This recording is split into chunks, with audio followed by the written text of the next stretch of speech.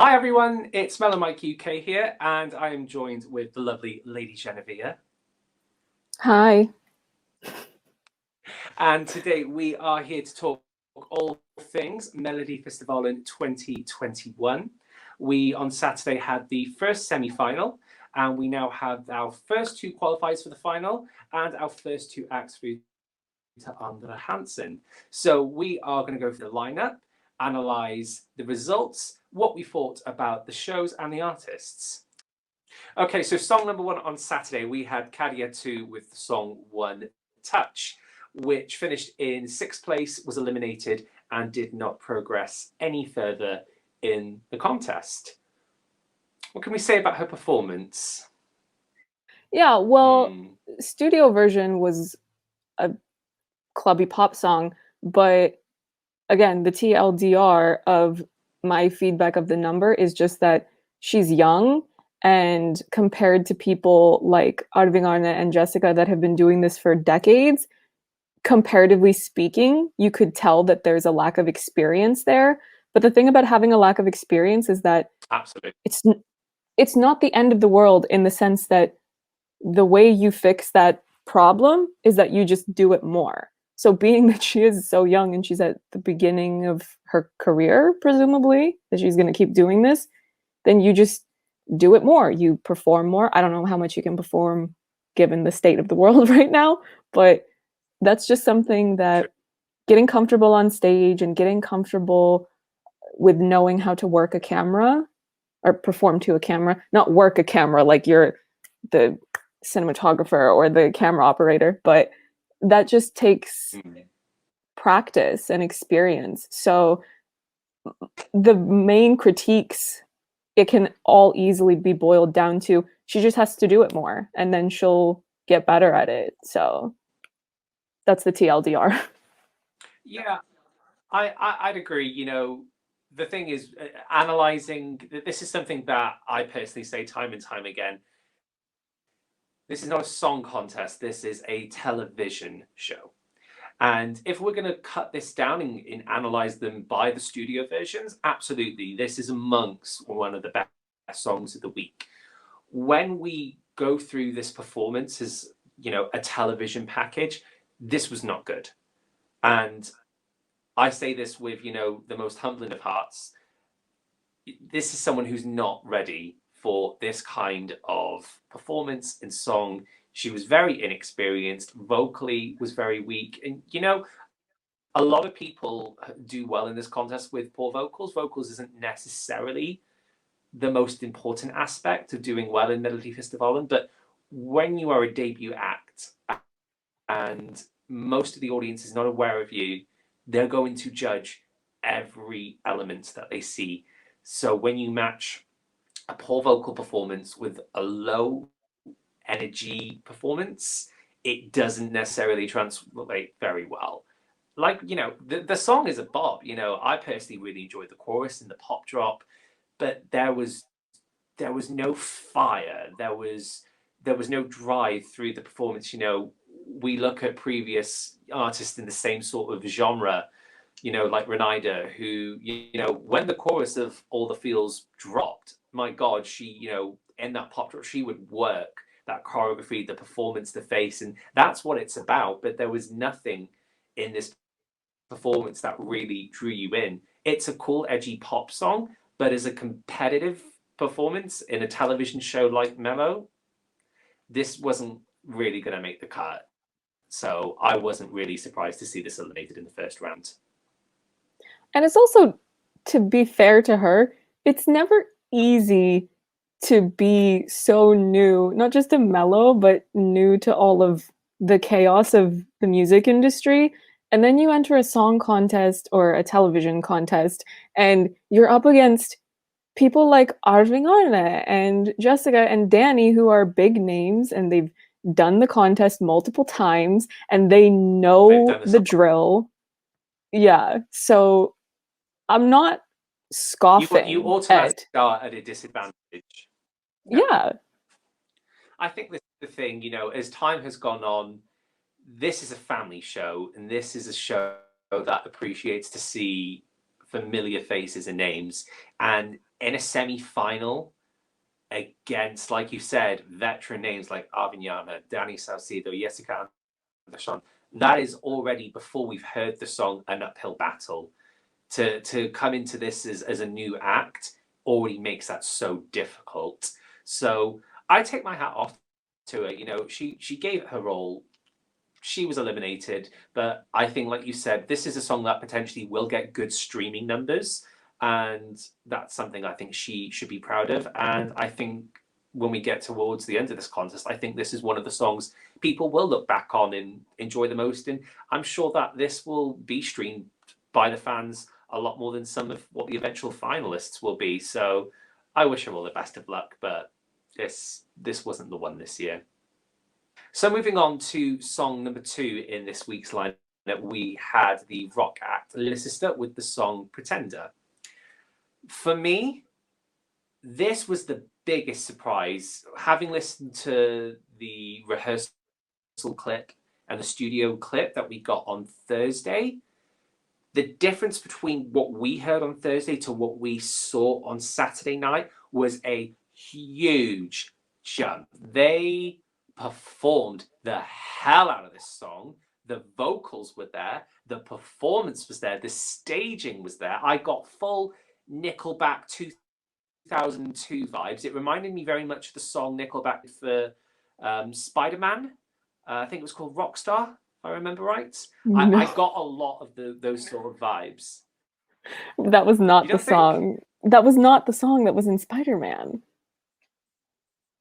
What was the song? I thought it was called Rockstar. That's Nickel. That's a different song. That's a different song. Okay. Well, the song that they did for Spider-Man, this felt a very similar vibe. And I think what was really great about Lillasyster is that a lot of these rock acts come into the contest with a much more poppy Schlager sort of feel to appeal to a larger demographic. We've seen so many rock acts do that over the years. But this felt very, very committed to their brand. It felt committed to the sound. And the entire 3 minutes was just a pure delight to watch. And I'm so happy that this advanced further. Yeah. So with this, because the crowd was not there, they went, right, we're doing pyro. We're doing really over-the-top lighting. We're giving you a screened backdrop. We're doing camera effects that to be fair, these are camera effects that might not have been as easily done in however many years back, just the advancements of technology and whatnot. So they said, how much do you want in your number? And they said, yes. So they just threw everything at it, but it was super clean. It was super sharp. It was so well done. It was so energetic, and they completely owned their space as a group performing. It was funny because when they started and it's the first verse, and I knew that there was a build-up because they showed that there's an explosion in the 1 minute sneak peek. And so I knew they were going to do something, but still when it came, it had so much impact because there was so much more visual information coming that we didn't know about because I didn't register. I could have registered for the press thing, but I didn't because why? I can just watch it. It doesn't matter what it looks like in the rehearsal. I want to see how you deliver on Saturday or don't. So it was so much fun to watch, and I was so pleasantly surprised. I was just having fun watching it because I've said this before. Anybody who's followed my commentary over the years of anything related to music and the music industry, I'm a more is more person. So you have a high energy performance, you have a lot going on visually, and it's very well put together. It's not messy, it's not sloppy. There's a very clear design and a very well executed run through of the performance where the camera angles are going where they're supposed to and the shots are correct. There's no mishaps, because we've seen in some shows that people are sloppy with their work, and then the camera cuts to something that you're not supposed to see. You didn't have any of that with this. It was completely on top of its game. And also I think it kind of worked well because it's one of those anti-mellow songs, because it's not the genre that you expect to do well in the contest, but because it's so well executed that everybody that's kind of watching but isn't really into the typical mellow types of songs, they hear that and they see that and they go, oh, I'm voting for this. And then that's why it qualified. So, and deservedly so. I think of the 7 performances that. Oh, absolutely. I think of the 7 performances we had on Saturday, this was the best television package that was delivered. It had a concept, it had the aesthetic it was going for, and it was executed flawlessly. You know, like you said, a lot of acts will want to go more is more, which is great, but then it is done in a very chaotic and messy kind of way. This was clean. Everything was brushed up. Everything came across well on television. You know, even, in a pop number in Mello, we'll look for a key change, but even like the final chorus in this, we had sort of like the claps coming in at the end before they went into the final chorus. So even the way that the song just finishes, it's so melodic as a rock song. And I think, rock has always had its place in Mello, but when you can get the pop fans on board, that's when, an act like this will do very well. And for me, this was one of the acts that I looked forward to all 7 on Saturday, but this is the one that I thought it'll be nice, but I won't care much for it. I was so excited during these 3 minutes, and I'm still so excited right now. I won't be surprised in a few weeks' time, come under the Hansen, if this goes to the final. I can see this in the final. It's competent. It's just such a fantastic song that they've put together, and I'm really happy that this is advanced. So moving on to song number 3, we have Horizon by Jessica Andersson, which I would say was probably the biggest surprise of the night in terms of results. We said last week Jessica could surprise, but I don't think we were expecting her to surprise in terms of getting eliminated. This is someone who has done the contest time and time again.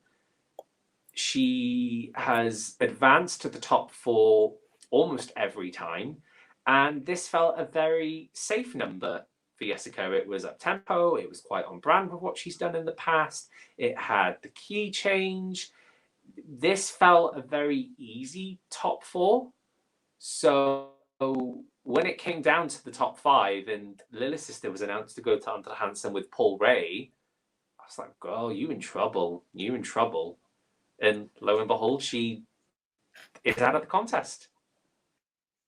Did you notice that when they cut to her after they had announced Lillasyster as going through, she was just shaking her head because she just knew that she was eliminated, and I was going because it was over.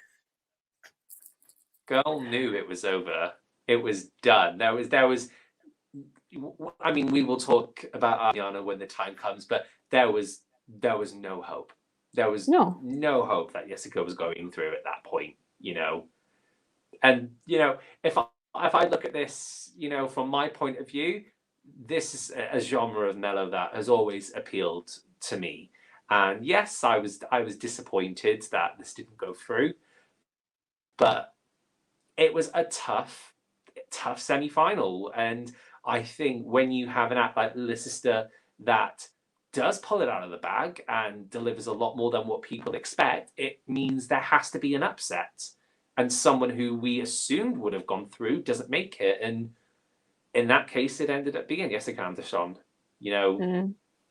This is something that caters to such a wide spectrum of people who watch Melodifestivalen.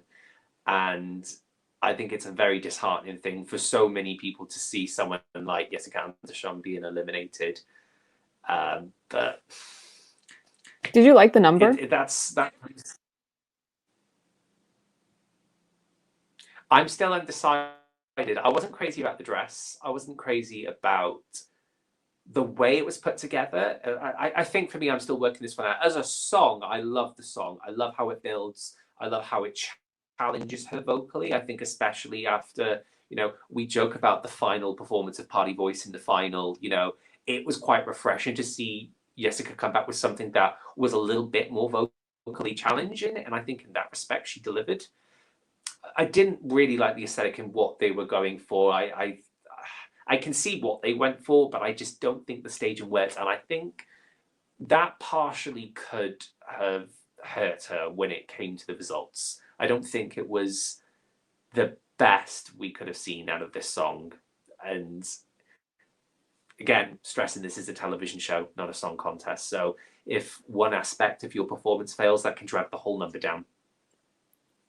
Well, I feel the complete opposite because I didn't care for the song all that much because it's just not my style of music, genre-wise, but I really liked her staging. I thought that she was one of the people who fully understood the assignment of, okay, so there's no audience, so the stage is much larger, and either she or whomever on her team was responsible for putting her staging together went, right, we're going to fill that space, which again, certain people did not understand the assignment and did not fill the space effectively, but she did. And I like that there was something visually interesting because for the most part, it's her standing there, but you do have dancers, you have interaction with the dress, and you have camera shots that are decent. So I thought that it would go through, particularly since she's such a well-known name. And even when it's a number that I don't particularly care for, she seems to qualify anyway. And I felt like overall it was a decent number. I would have at least put it through to AC. Obviously, I think people by now know which were my two directs, but I would have put her through to AC. But I'm kind of surprised, to be honest, still that people didn't care for it as much. But fair enough.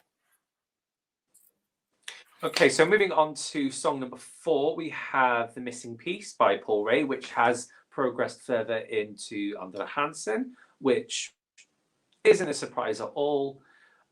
As a song, I felt this was quite a step up from Talking in My Sleep. I didn't personally rate Talking in My Sleep through the roof last year. It was a nice number and Paul delivered it well, but this feels a lot more authentic. I feel like Paul is sort of living this a bit more. I enjoyed everything about this. I enjoyed the tempo, I enjoyed the journey through the song. I think it was staged really nicely. I loved that shot at the end of the first chorus where he disappears into the pieces and then he, you know, at first I thought, oh, is he going to just be stood on this block for the whole 3 minutes? But nope, he got off. He kind of used the space as required. He had different positions where he stood. I know this wouldn't have been everyone's cup of tea, but I think this was very true to Paul Ray's style. He delivered the song really well. I think the staging was executed really nicely. It's no shock that we're seeing Paul Ray go further in this contest again. Yeah, it feels like he's more or less doing similar concepts to what he did last year, except the difference is that he's improved on every single detail. So as far as the song goes, it has a little bit more momentum.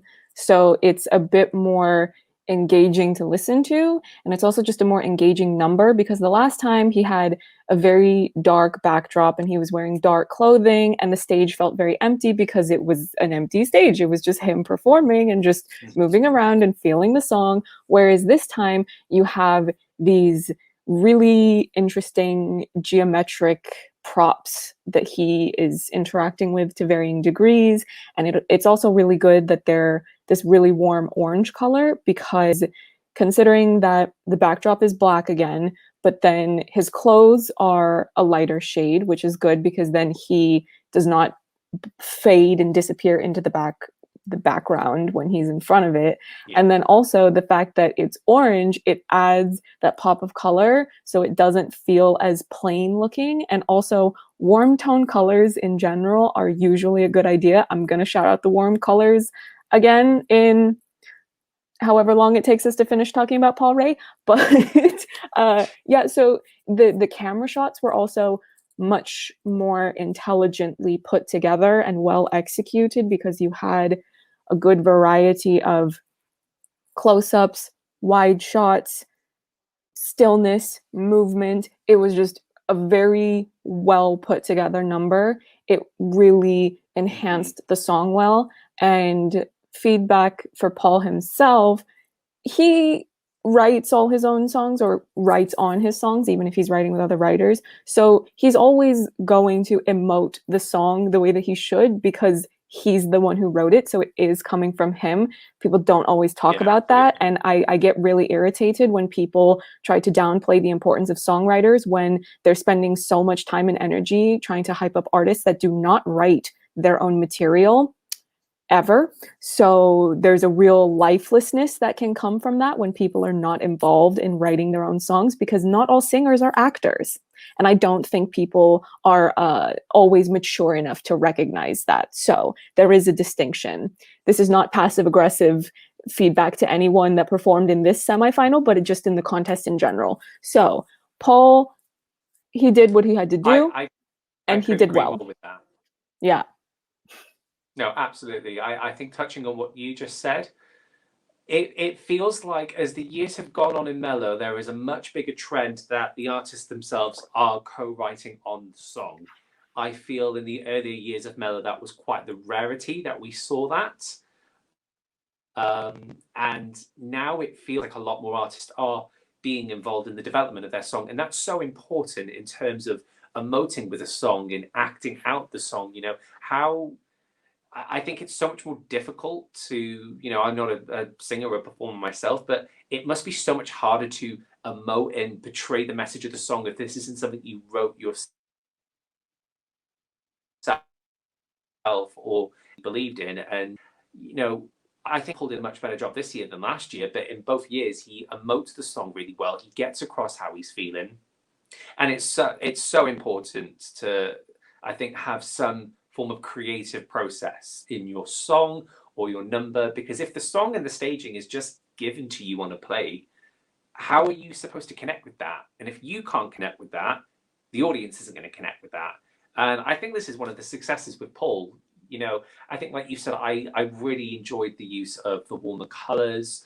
This felt more interactive than Talking in My Sleep, where, you know, again, black background, black clothing, it did get sort of a little bit lost. And I think that the main interactivity that Talking in My Sleep had was, if you remember, it had the big audience shot where he turns his back to the audience and they have all, you know, their phones lit up, you know, and that's the kind of, you know, it's a cliche, but people use it to sell the song, whereas this was just executed so well.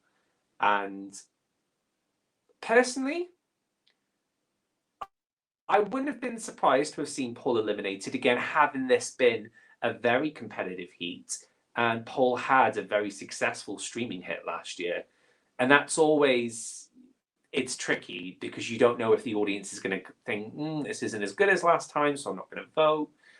I was prepared for Paul not to advance, but he's made it through. He was in my personal top 3 picks of the semi. So I'm really happy that we're seeing him progress further, and he deserves it.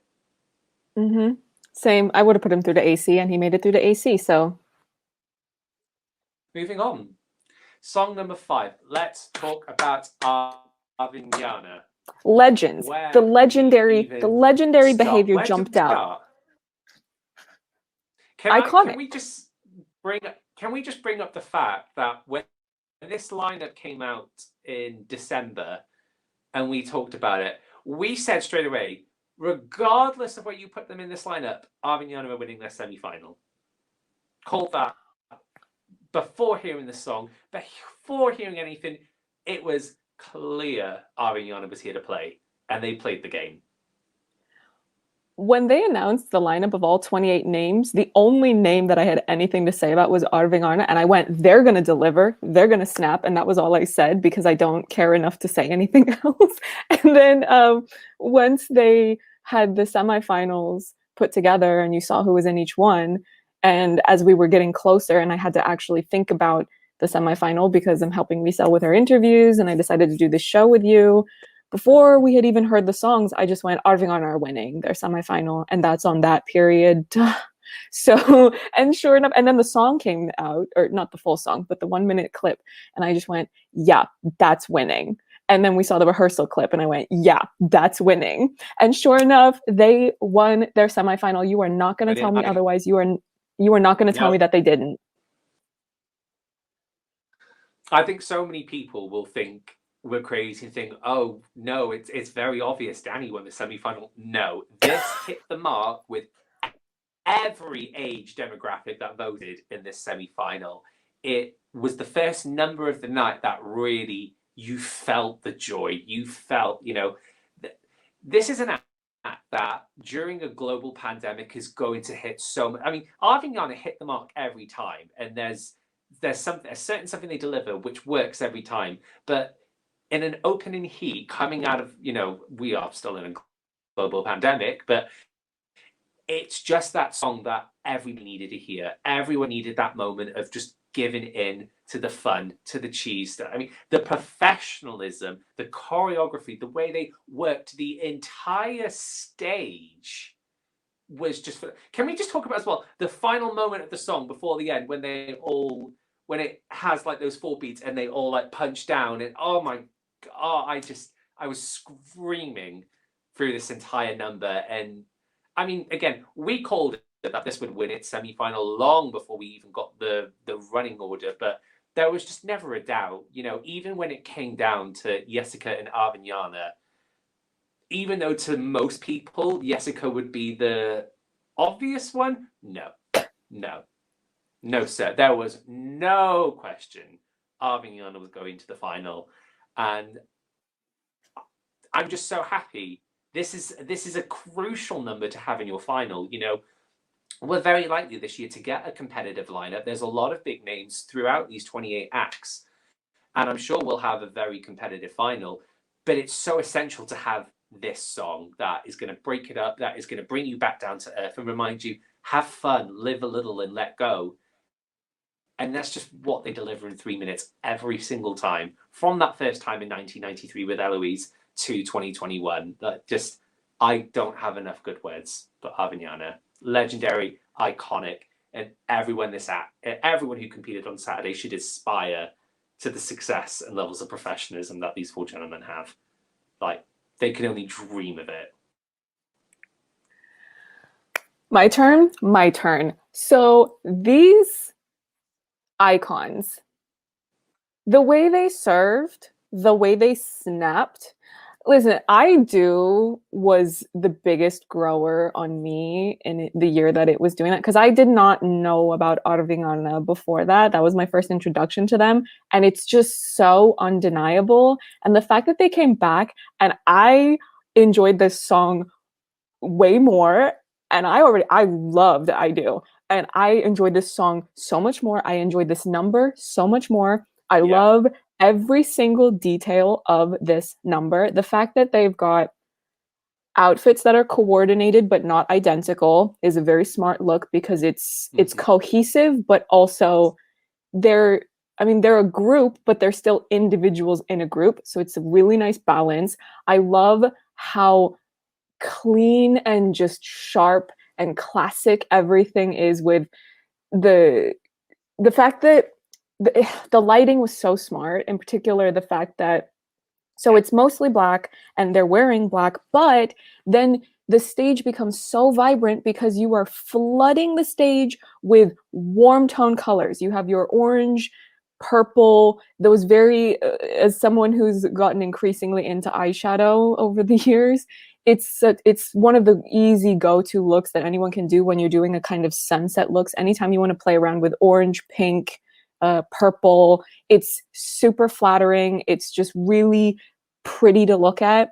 And the thing with them is, what's so much fun, I don't know Swedish, but at the end when they were doing preparing to do their encore, and they had Lotta doing the thing where she talks about the number, I distinctly remember her saying something that basically she was saying that Arvingarna loved to dance.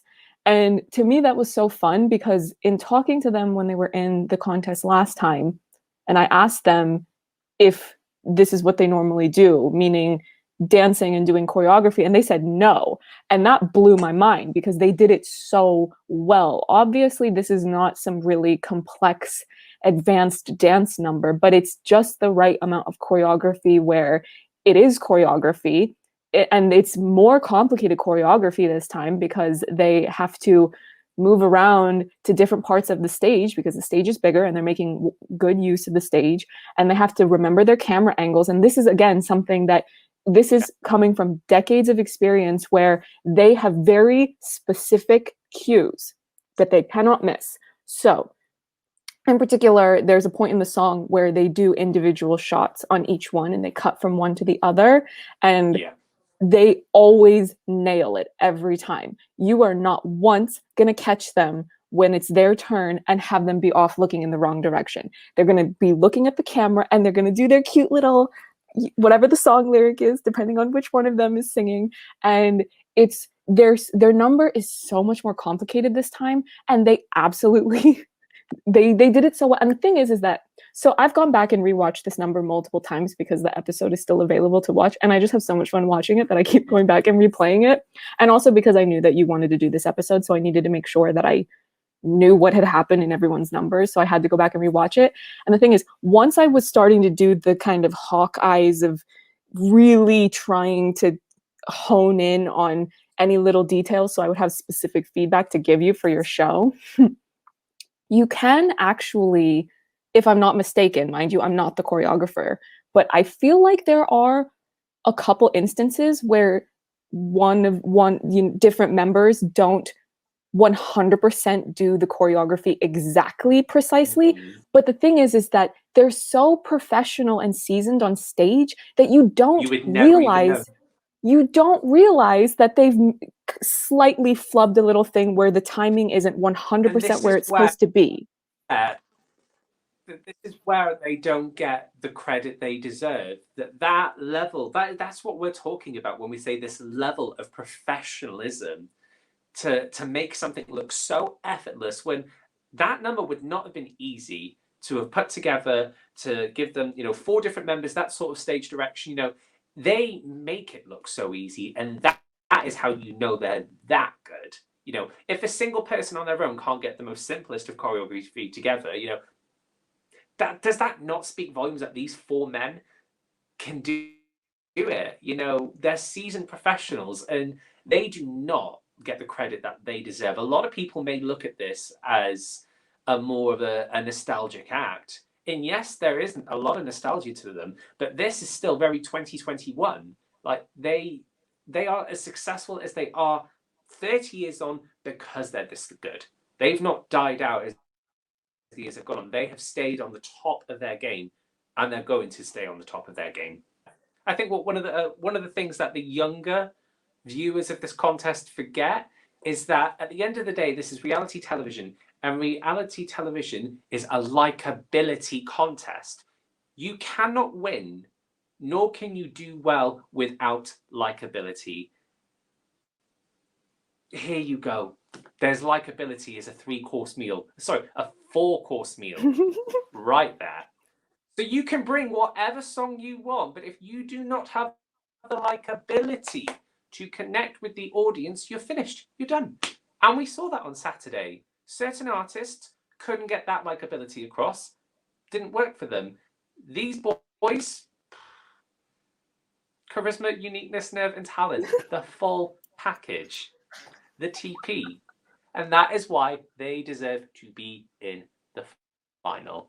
And I'll have no one disagree with that. First of all, I don't think Casper has ever frowned in his entire life. That man is always smiling, but it's a genuine, he just can't help it.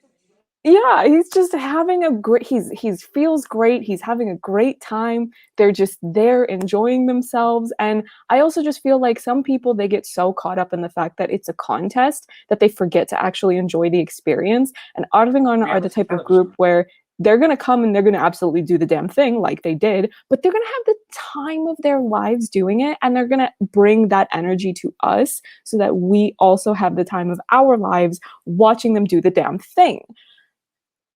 Thank you for coming to my TED Talk. Okay. Moving on to song number 6, we have Fingerprints by Nathalie Brydolf, which unfortunately was eliminated, coming in 7th place. I'm not shocked. This is a very difficult kind of genre and song to do as a new artist.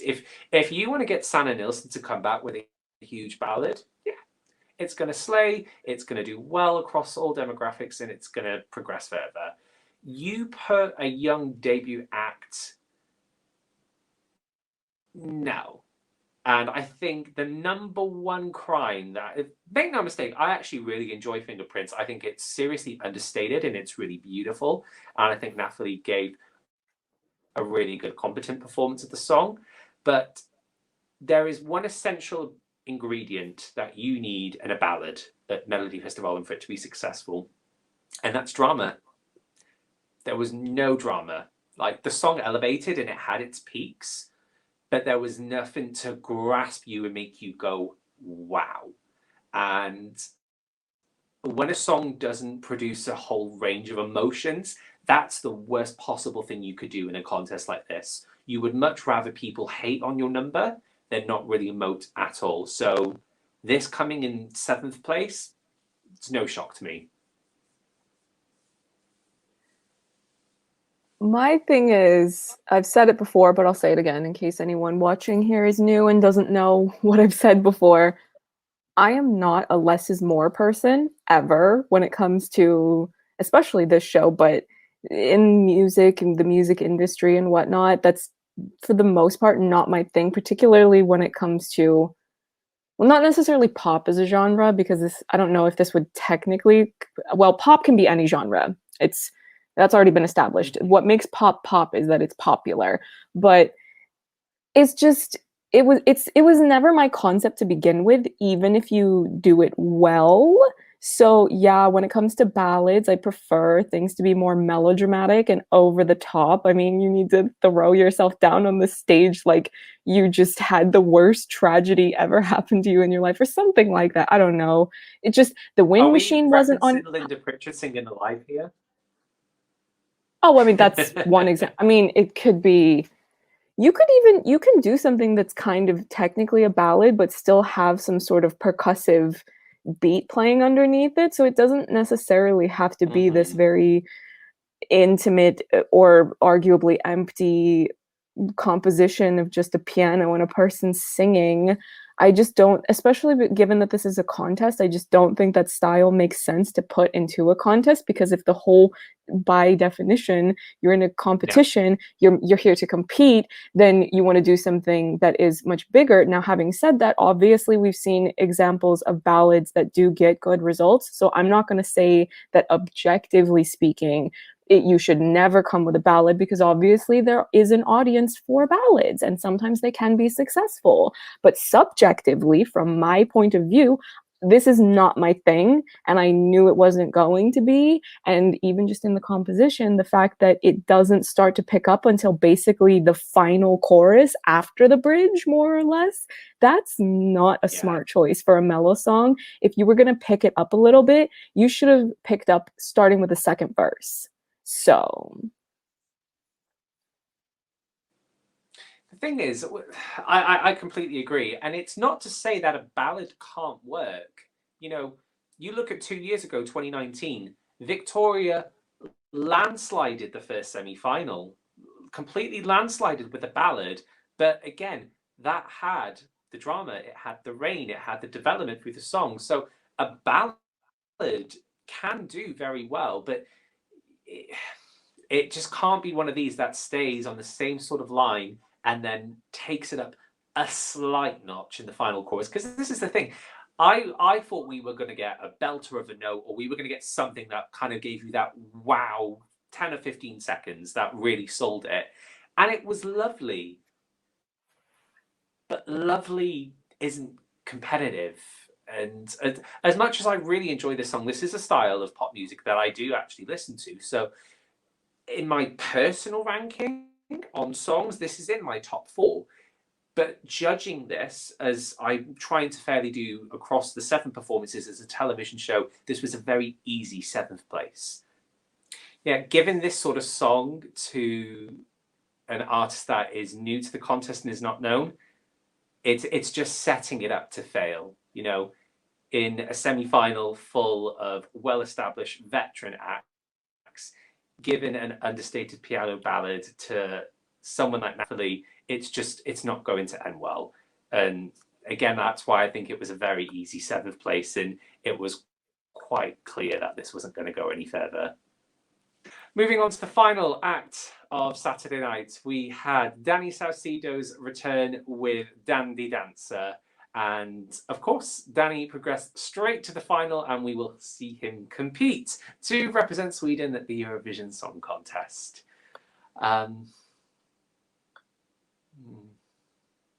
Good for Danny. No, being completely real, this wasn't my favorite. Ranking these purely on songs alone, this is quite easily my dead last of the week. I'm trying not to be negative, and I'm trying to remain completely fair and biased, but I can't help but express I was disappointed. This is an act that has done Mello 3 times in the past, has delivered 3 high energy and aesthetically pleasing performances across his 3 attempts, and put the song completely aside. I've said several times throughout the show, this is a television contest, and that's something Danny Saucedo understands. And I knew that despite the fact I wasn't crazy about the song, that the staging was going to lift it. He did something very different. I can't deny that. We've never seen anything like this at Melodifestivalen. I think it's a little bit lazy. For someone as big as Danny Saucedo to come back, I expect so much more. Had Anton next week possibly done something like this, I'd forgive that. But someone who has been around as long as Danny, who has toured as long, has such involvement in producing his shows, I expected huge things on Saturday night, and all I got was a huge box. Not overly impressed. Have a seat and just sit back, because I'm gonna be here a while. Because I'm getting comfortable. Right. So don't care for the song. I already said that we recorded an episode, but you didn't end up using it, which is fine. But I didn't care for the song off of the sneak peek. One thing I will say, though, is that it sounded like the song was mixed different in the live version. So I don't know what that's all about. I don't really know what to make of that, so I'm not really going to dwell on it. I dislike everything about this staging except for his outfit, because purple is pretty universally a flattering color. So it's a nice shade of that. You have that royal purple, kind of like what I was saying about Arvingarna, where you have this vibrant purple. It's a nice color. A lot of people like to go for black because black is such an obvious choice of fashion, but purple is an underrated but a very solid color to wear. So I don't dislike his outfit. I dislike everything else. Everything else was wrong. I'm baffled that this was the choice that was made. Choices were made. We all make choices, and sometimes they are wrong. So starting from the beginning, when he did his encore, so you can see him approaching his box, so you're able to see the setup a little bit more. When you can see the main camera that's shooting roughly 2/3 of the number, the main camera, and then you see that there are 2 lights, one on each side of it, and they have a particular angle, so that's going to determine where their light is shining. Multiple times during his number, he would come so close to the camera that he is stepping out of his light. Yes. So as a result, you are creating unflattering shadows on your face that do not match the tone and the vibe of the song. Now, if you were doing something a little bit more gritty or just a completely different vibe, that lighting could be the correct lighting choice. It was not. I am baffled by the fact that we are living in the age of the digital influencer. Everybody has a ring light, and if you don't have a ring light, you know someone who does. Why would you not stick a ring light on the front of the camera, or whatever the really, really expensive bougie version of that is? Because obviously that's a television production camera. That's not just a DSLR that someone's got set up in their room on a tripod. I am baffled that they would mess that up when it's so clearly in your face. That how would you miss that detail? is baffling to me. Then we get to the box itself. It's hideous. It's tacky. It's hideous to look at. Just no intention. It doesn't look, obviously it has intention because it takes time to glue all those boxes together. So I'm not saying that literally there is no intention. I'm saying that it gives off the impression of not trying or not trying hard enough, that you would think that you can just rely on the lighting, which is colorful, but it's not like that the entire time. There's a significant portion where it's just that color, the color of beige box, beige boxes, and then just scribbling. Now, maybe the words are charming. Again, I don't speak Swedish, so I don't know. There's probably some subtext that I'm missing. So I will give credit to that, as far as there's an asterisk there, that might not be an issue for the Swedish viewers. It's an issue for me.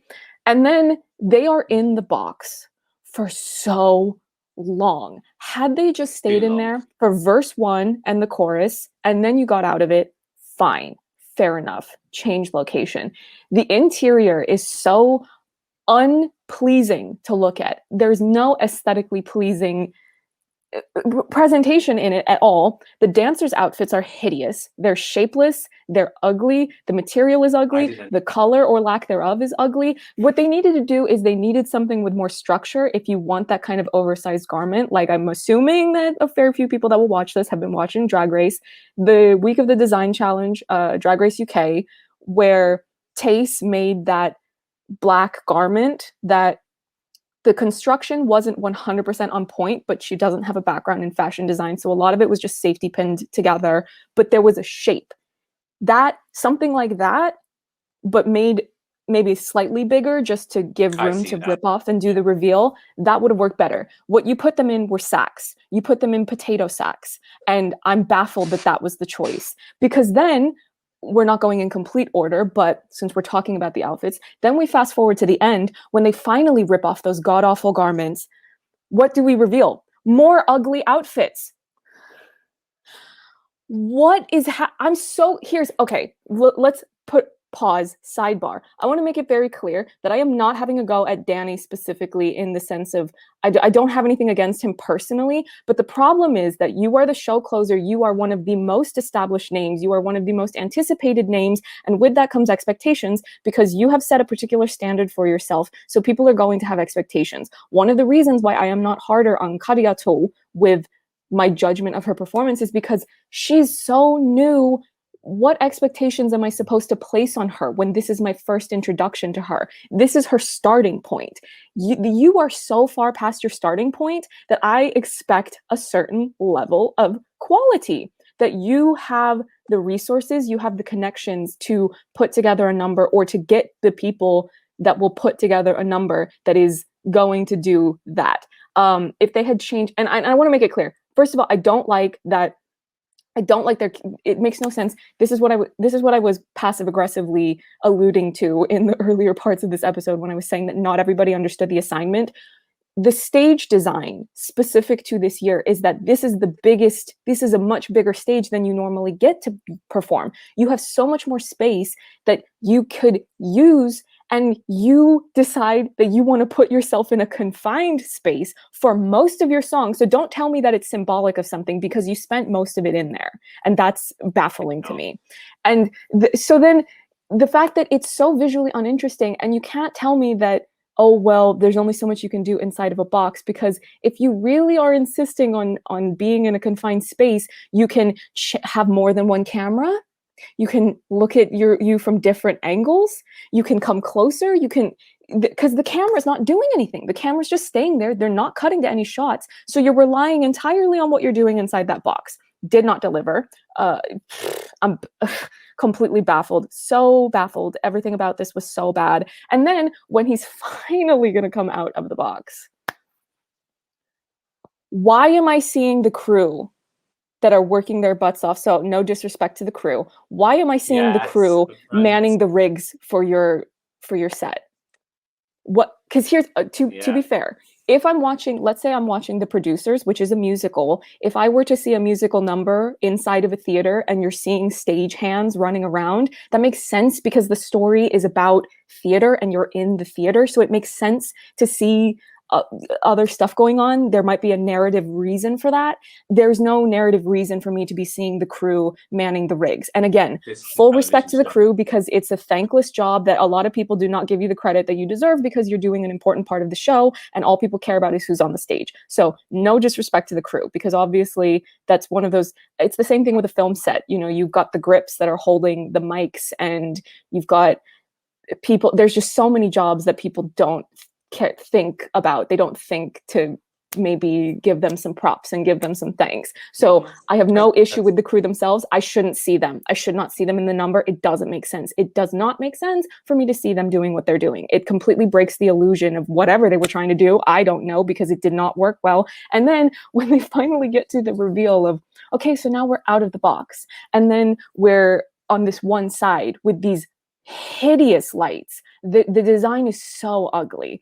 And then the camera is panning out. And what are you seeing? You're seeing this giant stage and this tiny little hut, this tiny little cardboard box hut that you made. And you thought you did something. And I don't know what you thought you did, but I'm just going to say that you didn't. I am surprised that he qualified direct. Once I saw I thought the staging was going to be good because he's Danny Saucedo and he's a name and he has access to people and people are invested in wanting him to deliver because he's the show closer. And that was what they came up with. And the thing is he's not a bad performer. He's done this for so long. He knows how to do some choreography. He knows how to play a certain character of, oh, I'm going to be charming. I'm going to do this. So I'm not saying that he is not capable. I'm not saying that he's a bad artist. I haven't listened to any of his recent stuff, so I don't have an opinion on that.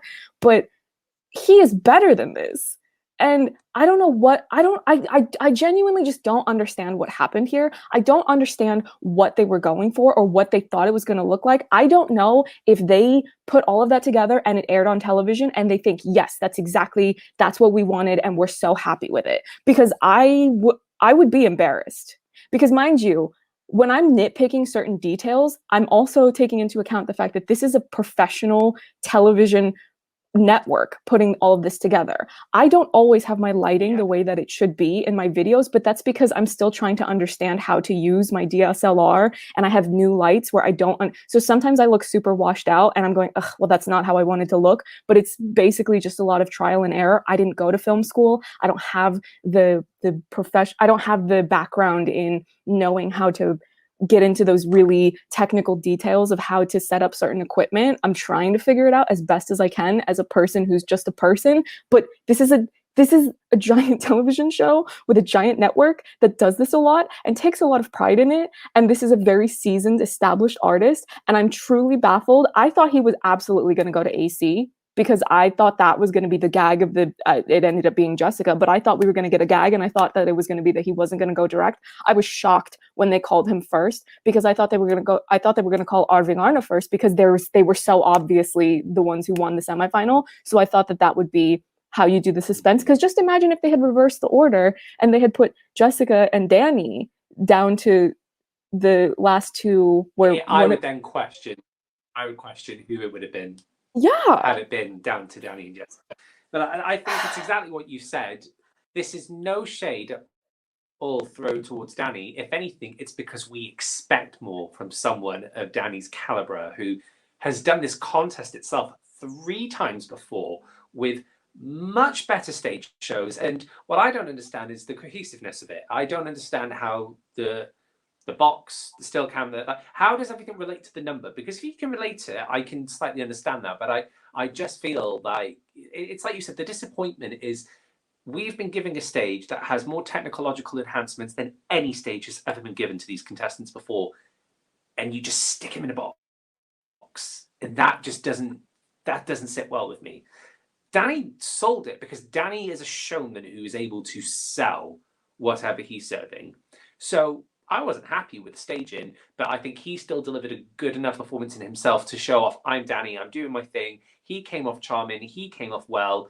You know, he is able to play that character, like you said, hence why he is in the final. You know, had that been given to an artist with a lot less experience and it wasn't as professional, that would have crashed and burned. And that isn't shading, oh, he only made it through because he's Danny. It's like, no, Danny's been in this industry for 15 plus years and he knows what works and he knows how to sell himself. So take the staging away. Danny he has no issues in that department, but so much could have been done. And even little things like, I don't know if you noticed, every time he moved close to that camera, it was shaking.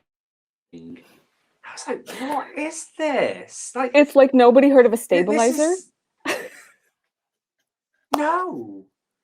And it just was so, it came across so unprofessional. And then again, seeing the producers and camera shots, like, this is one of the, if anything, one of the biggest returns we have seen in Mello in a very long time.